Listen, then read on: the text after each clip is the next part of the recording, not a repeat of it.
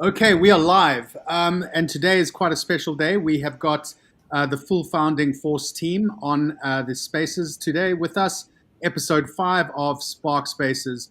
And it's been a very exciting Q1, and we've taken this opportunity to obviously invite everyone out of their incredibly busy schedules, but to have a chat with the community and to go through some very exciting and important milestones that has been achieved and unlocked over the last quarter. And of course, everyone has been working like mad scientists behind the scenes and in front of the scenes, making it all come together in a beautiful symphony that might be obviously overlooked, but the amount of work that really goes on behind the scenes. So I've invited all co-founders here of Phoenix Labs to join us on this discussion and go through some of the very exciting achievements that we've all pulled together and made happen over the last quarter. Of course, it's much longer in the works. The team was founded in May 2023. I stand to be correct, but I think that's the correct date. So a lot of work that has gone under for the last few years, but everything's really starting to come to fruition over the last 6 months or so. But we're really starting to put on the gas, so to speak, in the last quarter, and things are looking really good. Things are looking up. The metrics across the boards are exciting, and we want to talk about it. And of course, this is only the starting point. We've got a very exciting lineup for the next at least 6 months, a year, and beyond. Of course, we're building one of the most sustainable projects in Web3 and the world. So yeah, it's just the start of many beautiful things. But firstly, guys, thank you, guys and ladies, of course, thank you so much for joining us. It's a great time, obviously, for the founders because you can see all of your hard work finally coming to fruition. A lot of tangible results are now in the market. People are talking about Spark. It's exciting. We had a long session, Nadia and myself today, and we were talking about it being a baby, so to speak, and all the love and attention that you put into this project is finally starting to walk and to a degree run. And of course, in the next few months, we're going to start sprinting, which is going to obviously intensify. And everyone, except for Chris, is going to lose more hair. But we will, we will, we will all look beautiful and shiny on the other side of the rainbow. Okay, guys. So Sam, CEO and co-founder of Phoenix, and then we'll walk around the room and, of course, give everyone a chance to talk about what they're up to and how they see things panning out. But Sam, thank you so much again. You and I are spending a lot of time in these spaces and obviously having a lot of fun. So no need to introduce yourself, but of course, feel free to do so. But Sam, it's been a very busy week and quarter. Bring us up to speed on some of the important milestones that you are particularly proud of. Yeah, sure. Thanks for the intro again, Phil. Um, so there is a lot going on this past quarter, but the biggest, one of the biggest things that we've been working on is the ramping up and scaling up of the Spark liquidity layer. So toward the end of last year, we launched the first cross-chain deployment, which was on Base. But really, we started ramping it up a lot more towards the beginning of this year, January, February. And so with the Base deployment, the integration with the Morpho market in particular, which gave us access to this, that announced in, I think it was in January, the Coinbase integration. So this is like able to deploy capital into these new markets that we previously couldn't access. And so this kind of expansion is what the Spark liquidity layer is all about, and it's very exciting. That vault, it's retraced a little bit, but it's standing at about a little under 100 million in capital deployed into that vault. And these are now users within the Coinbase app that are able to borrow USDC against their Bitcoin. And they can, because Coinbase, the app sits pretty far outside of DeFi. It's more connected into, more traditional venues.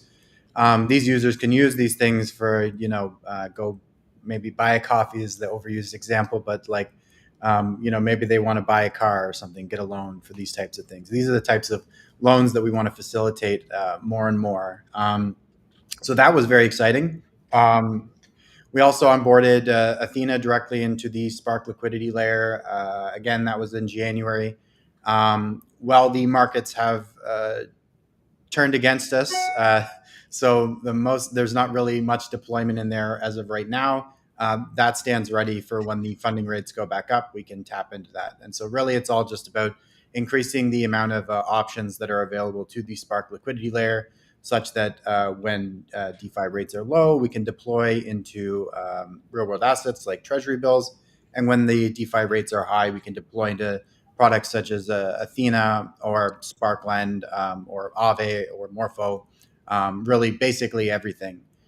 And then the other big news last week, or 2 weeks ago, I'm losing track of time, was the Grand Prix winners were announced. And so that's $1 billion deployment into BlackRock Biddle, Superstate USTB, and Centrifuge JTRSY, which is all treasury bills. And so that will be activated next week, actually. So you should see the TVL on Spark growing quite a bit because we'll be taking over that allocation from previously it was under Sky.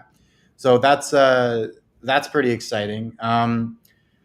Additionally, I mean, there's so much stuff going on. So another thing that we launched a few weeks ago was the Spark SUSDC vault, which allows people to deposit from native USDC into our yield-bearing version of that vault, which uses the wider SUSDS savings rate. So it's the same backing.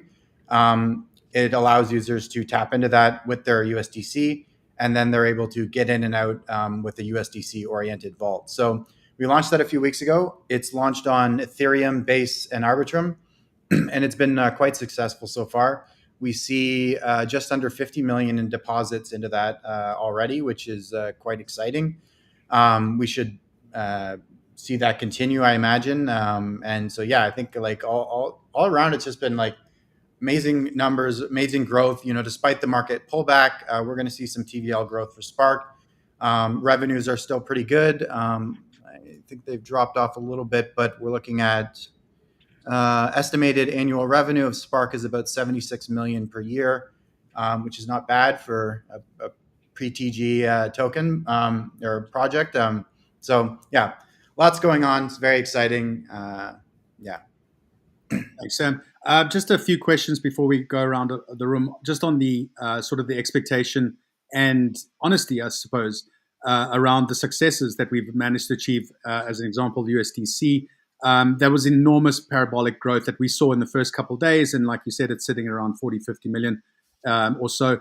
Were you guys kind of expecting to see these type of results? And if not, what were you thinking? And did the market kind of surprise you in how responsive and how active we managed to get all of this capital?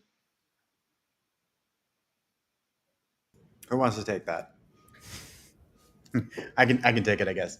Yeah, I mean, I'm continually blown away by the growth metrics, and so it's really the community has put a lot of trust into Spark, and we want to continue to earn that trust. So we are striving to deliver the highest quality products, but also the safest products in the ecosystem. So there's a lot of work that goes into the risk management of both the backing side, which generates the yield, as well as the deposit side. We want to make easier interfaces for people to get into the Spark ecosystem. And so really, it's just a long track record. A lot of us have been working previously in the MakerDAO ecosystem for many, many years, and MakerDAO is one of the oldest projects and been through many bear and bull cycles. And so we're just I'm continually amazed at how much trust is put into us, I hope we can continue to earn it, and I'm very it's great. I'm humbled. I think we Yeah, will I go for it, Nadia. yeah, no, I wanted to add something there, and it's that, as Sam said, we have been involved in the maker ecosystem for a long, long, long time. So I think what we're doing uh with the Spark through Phoenix Labs is like to develop all the things, all the products that we thought maker needed at at some point in time. So what we try to do, what we always try to do, is try to like understand who is using Spark, what are the market needs, and develop a product that can like that can like be the solution for all these market needs. And I think I really love the savings USDC product because of that, because it is just like an answer to what the market needs. So I think that is what also helps Spark to grow. That all the products that Spark is offering are just like things that the crypto users need, and we are just like helping develop that type of solutions through Spark. Yeah, I think, I mean, so eloquently put, I think some of the biggest challenges that crypto faces really is trying to crowbar product market fits, right? So we all try to solve these solutions or these problems really with solutions that probably the world doesn't quite know that they need yet, or there is no problem, right? And I think what is obviously exemplary is the team here have got not only the track record but experience and a true understanding from that track record of what the market actually needs, and has designed a platform slash product that is a perfect fit. So yeah, it's one of those things where I think if I put my marketing hat on for a bit, it's not something where I have to spin and weave up these wonderful, fanciful stories about convincing why this is, needed in the market. This is just one of those things where we go out and we say this is what it's about, and people resonate. Every project that we've spoken to, every partner that we speak to, and even on the community fronts, everyone gets the essence of what we're building, and the perfect fit and the perfect timing, of course, of which Spark comes to the market and fruition. So 100% Nadia, product market fit is spot on, and that is definitely resonating not only from a user point of view and usage point of view, but also from what we're feeding or being fed back from our partners and market insights. So very spot on. All right, Chris. You're sitting there from a dev point of view. You've got an enormous amount of work that you have achieved over the last quarter, and of course beyond that. Your team is one of the most competent teams that I've ever worked with in the dev space, which is awesome. It's a pleasure, and I think what you have built in terms of UX has been exemplary. So maybe if you can just tell us about some of those, the product features and the thought process and the process that obviously has gone on behind the scenes in order to develop such a seamless looking website and app. Yeah, sure. So a lot of things were already mentioned by Sam, but yeah, like on the product front, like we were busy redesigning the savings page, which now we believe supports better like multiple different assets that you can interact interact with the protocol. So now we have like this whole brand new USDC supporting, let's call it Vault savings account. We also added like new domains to the product, like Arbitrum this year. End of the last year it was Base. And there was like a ton of work on Spark liquidity layer that was somewhere under the hood that was already mentioned, but maybe one thing that is like totally not visible for regular users, but we pushed a lot like the internal infrastructure for monitoring and like automating all of the different stuff that's happening on chain. So we're set.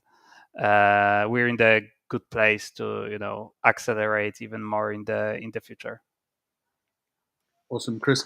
Obviously, none of this comes easy, right? So, what would you say are some of the key lessons and probably one of your greatest obstacles that you overcame over the last quarter and beyond? Obviously, because why I'm saying beyond is because it's not just the quarter. There's a lot of work that has gone on for the last couple of years. What would you say are some highlights in terms of those challenges that you managed to overcome and lessons learned? Right. So maybe not to bore people with some technical difficulties. Last few months, we grew our team quite a lot. So this is always like challenging how to first of all like find smart people that you want to work with, and then help them to grow. So I think we did a pretty good job in this, not only on the technical front. So yeah, I'm, even though it was challenging and it still is, I think we did like, great job like expanding the team basically. Yeah, finding the right talent, especially on the technical side, so it remains an enormous challenge. And then, of course, once we find those, those gems, it's our responsibility to keep them engaged and present, exciting challenges to overcome. So amazing work there. Thank you very much, Chris. Lucas, you're not out of the weeds there. You had your Formula One avatar that was used on this, but unfortunately, you missed the deadline to submit your headshot. Next time, you're not going to be that lucky. You're going to be publicized. So, Lucas, how's everything going from your side? A genius behind the scenes in terms of smart contract engineering. Give us an update, your role, and what are you tinkering on? Yeah, so very busy quarter across the team, but on the smart contracts team as well. So essentially, like what I've been focusing the majority of my time on is expanding the functionality of the Spark liquidity layer, all the on-chain components. So what that means is setting up the logic for new integrations. So what we have in place already, which is great, is like a 4626 standard integration. So that allows us to onboard Morpho markets, Fluid, we were able to onboard without making any code changes. We now have like Aave style integration set up so we can deploy into Aave markets and Sparkland markets. Sam mentioned Athena. But what I focused a lot of my energy on for this quarter was the Grand Prix integrations. So this is BlackRock, Centrifuge, Superstate, and outside of the Grand Prix is Maple Finance. So this was a big RWA push for the Spark liquidity layer, which was really well timed for this bear market because, as Sam mentioned before, the unique value proposition of the savings product that Sky offers is that you get the best of both worlds. When we're in a bull market, we can deploy into Athena, Morpho, capture all the DeFi yields, get the really nice, double-digit yields and pass them on to our users. But when the market is in a more of a downturn, we get to take advantage of deploying capital into real-world assets. So these integrations are like super well timed. Everything's set up really well to take advantage of all of these RWA integrations, which is really exciting. Outside of that, been doing a lot of work on setting up the smart contract infrastructure to be much more scalable in terms of deploying into new like layer twos, like Arbitrum, Base. We're going to be expanding to other domains in the future. So really setting ourselves up well to like rapidly expand the Spark liquidity layer into any and every integration that makes sense for us. So doing a lot of work behind the scenes to set ourselves up for that scaling. And then, outside of that, this RWA deployment will be going live very soon, which is extremely exciting. Like Sam said, our TVL is going to be going up quite significantly because of that, which is awesome. But outside of that, there's another release coming, which is we're going to be adding liquidity to curve pools to facilitate swapping between stablecoins as well through the Spark liquidity layer. And what else? Outside of that, been working on continuing to maintain Sparkland and onboarding new collateral types, so that we can continue to expand that lending market and take advantage of those opportunities as well. Amazing. Thank you very much, Lucas.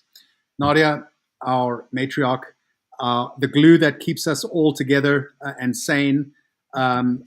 You are a life force to be reckoned with, but also from an operational point of view, one of the most competent ops persons I've ever had the pleasure to work with.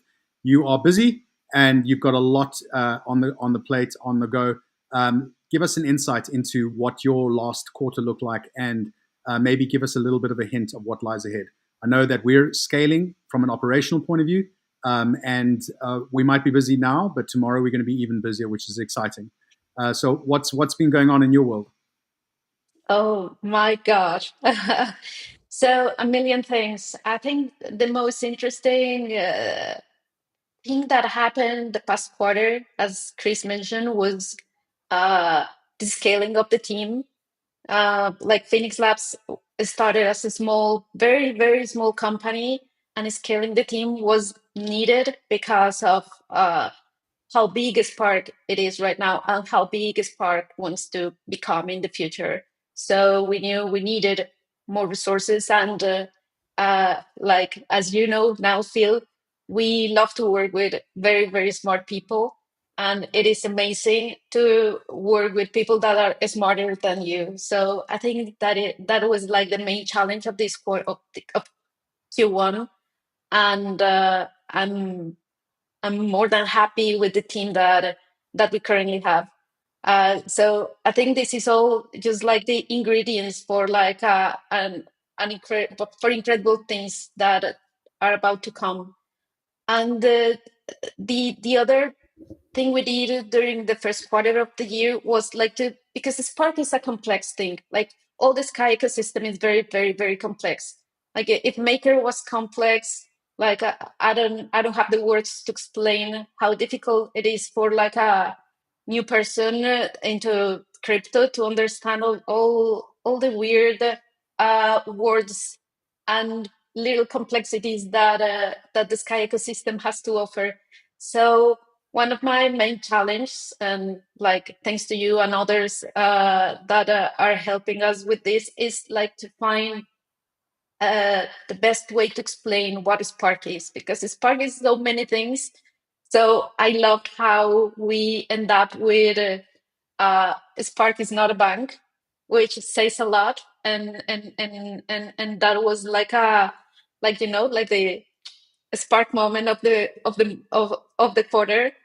Spark is not a bank. So that that it, like was the beginning of a lot of discussions, internal discussions, and like brainstorming together to come up with like a better way to explain that Spark is an on-chain asset allocator and all the things that Spark is doing as offering a savings account, but not as a bank, but different. So I invite everyone who is listening right now to like just like go to Spark and start like using the savings feature, because it is I think one of the best products that DeFi has nowadays.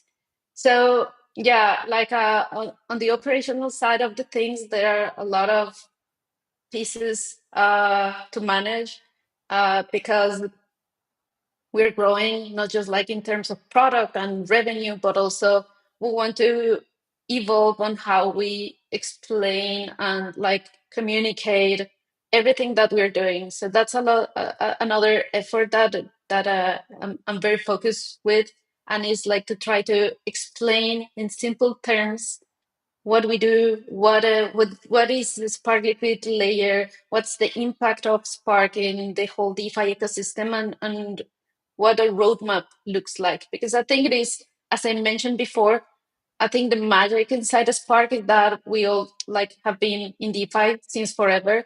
So what we want is like to improve how DeFi works on different levels, on a smart contracts level, on a front end level, on a user experience, and we also want to like give users like a secure and like an easy way to interact with DeFi.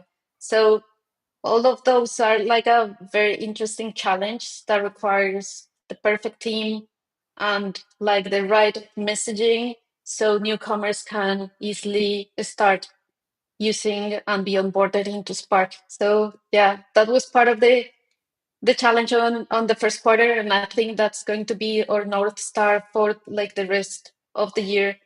And of course, like there are interesting things that will happen in the next month. So yeah, I can talk about that, but yeah, we're very busy for like things that we plan to launch in the next months.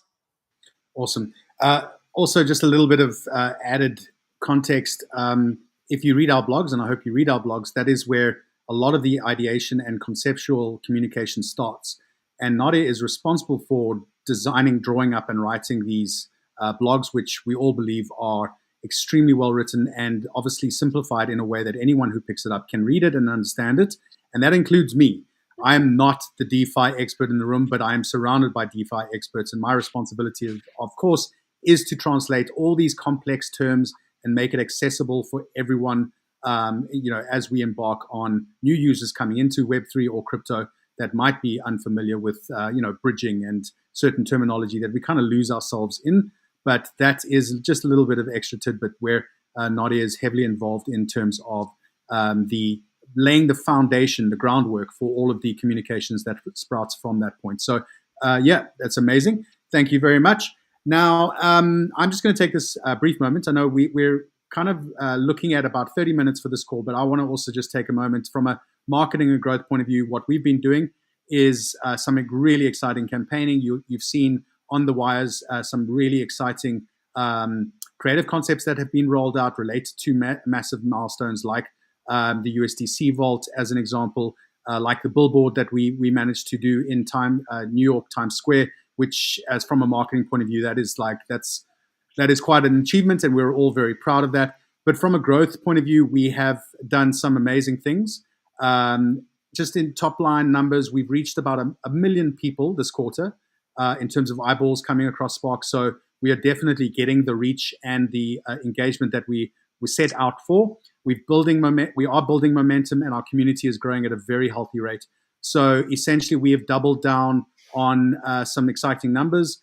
When I started, which was about a month and a half ago, which has gone literally in the blink of an eye, we were on about 11,000 or 10,000 followers on X. We're sitting at around about 28,000 now on X, which is very healthy growth.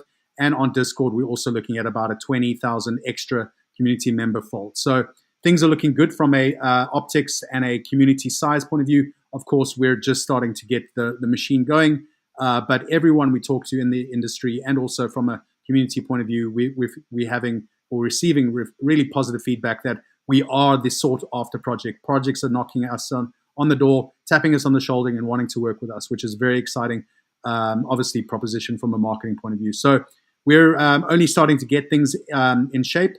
We've got exciting plans, literally, that will be basically pull the trigger on the next few days. We're in contractual stages with major media partners. We're going to be doing regional rollouts in South Korea and China, as an example. So we are going to be localizing a lot of the content, which is going to be exciting. And of course, that's just the starting point. We will be looking at other regions, in terms of localized content and community initiatives. We're going to be holding awesome campaigns, awesome competitions. We're also going to be working on merchandise that's, with a storefront that if you want to get your hands on a hoodie or something along those lines, we're going to be rolling that out. And of course, massive KOL partners and research partners are also in play.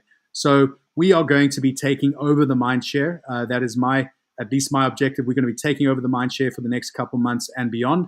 And of course, as Nadia and I were talking this morning, our greatest challenge is, of course, sitting in front of us with the milestone that we all know that is sitting in the room with us, but we can't really talk about it because we don't want to set the wrong expectations. But once that milestone has been unlocked and we know that we become a post TGE type project, the greatest challenge will be keeping that mindshare and excitement going, which of course we're all up for it. So that's a little bit of an update from a marketing point of view. We've got some very exciting things obviously in the pipeline. And we want to thank the community for listening in. We get really good numbers on these live streams. We've also just deployed our YouTube channel. So if you're on YouTube, we're live streaming these things, these spaces on a weekly basis. We're going to also be doing a lot more content on YouTube and other channels. We also just deployed our intern.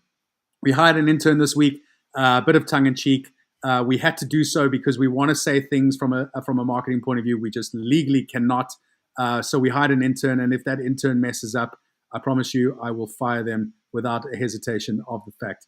But he's a good guy, and so far doing some fun work. So if you haven't known or you haven't heard about it, we have launched the intern. Follow their account on X. And so just a bit of fun and cheek, or tongue in cheek, a bit of fun. And of course, we're going to be simplifying and breaking down, what are some of the complex terms, and doing a little bit of a 101 educational series on X.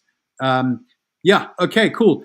Guys, now, obviously, we live in a bit of a Trump cycle with tariff threats and ebb and flows, which obviously, from a general point of view, can shake out, the strongest of the lot. But we are resilient. We've got a game plan. We're all, obviously committed to the objectives, and things are looking extremely positive. So one the team that sits here, it's an honor and a pleasure to work with some of the smartest and best minds in the business. And the next quarter is going to be absolutely parabolic. It's going to be epic. Of course, I need to always watch my hype tonality because that gets me in hot water with our legal team. But I don't mind getting wrapped over the knuckles every now and then. That's my job. I want to get everyone excited because what we're building is the future of finance, in our opinion, and it is going to be the future of everything that we know in terms of connectivity and empowerment, self-empowerment. All right. Now, we're running out of time. I don't know. Do we want to have a little bit of an overview, just a quick, maybe I'm just going to shoot around the room very quick. What are you excited about next, in the next few months? And of course, please don't give too much insight into what we're planning because we don't want to obviously call the shot before it actually happens. So let's just quickly go with Sam, and then we'll run we'll go clockwise in this example. Sam? Yeah, sure. I mean, there's what everybody's alluding to coming up in the next couple of months, and that's very exciting for everybody, I think, and the people listening in on this stream. But like on the product side, I'm also just very interested in like continuing to scale up our operations. So we're still kind of in a beginning mode, and like to our quarter 2 and beyond, like we're like really going to start scaling it. So with the introduction of the Grand Prix next week, scaling that up to $1 billion fairly quickly. These are big numbers. This is not trivial amounts. So we're going to continue on this path to growth, and I think that's what I'm most excited for: onboarding more chains, onboarding more protocols, and really just having the most advanced allocation system available in the industry, so that users who are deposited into products on the savings side can be confident that their investments are safe, secure, and earning quite a good return. Thank you, Sam. Chris? So there's something exciting coming next week, but unfortunately I cannot tell what it is, but it's going to be sweet. So let me put just that. All right, cool. So don't blink, don't move. Next week's going to be another one. Awesome. Cool. Nadia?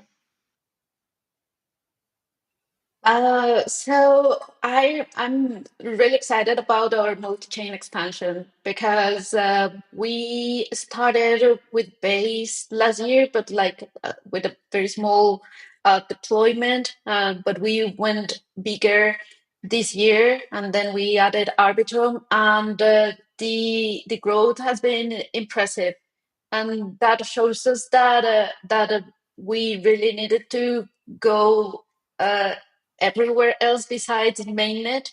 So this is interesting because we can expand our solution to new users, and for me that is the most interesting part. I think savings is like the perfect product to have everywhere in every chain. So we are doubling down on that, not just next quarter, but also like during the year. So that is what excites me the most. Awesome. Multi-chain universe. Super app, so to speak. Awesome. Okay, Lucas? I'll echo Sam in saying that I'm really excited to start seeing $1 billion flow into RWAs through this new deployment of the Spark liquidity layer, these new integrations. And what I will say, I'm working on something that I can't really talk about, but it's the most excited I've been to work on anything in the 8 years that I've been in the Ethereum ecosystem. I'm the most excited that I've ever been. Can't tell you what it is though. So you are the new hype guy. Yes. Awesome. I'll help you. You're in good company. Okay, perfect. Amazing. Thank you very much. Firstly, for the community listening in, we know that these sessions are greatly received, and we will keep on producing content like this, and we'll keep on producing information as long as you guys you rock up and you listen and you dial in. So I appreciate the communities for taking time out of their busy days and listening in. And of course, to the esteemed founding panel here, thank you very much for taking time out today, joining us, giving us a quarterly quarter 1 update.